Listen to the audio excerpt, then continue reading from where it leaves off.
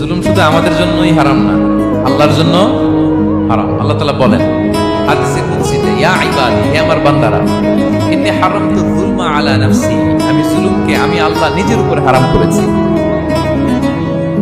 ওয়া জাআলতুহু বাইনাকুম মুহাররামা, এবং এই জুলুমকে তোমাদের উপর হারাম করেছি। ফালা তাযালামু, তোমরা একে অপরের উপর জুলুম করো না।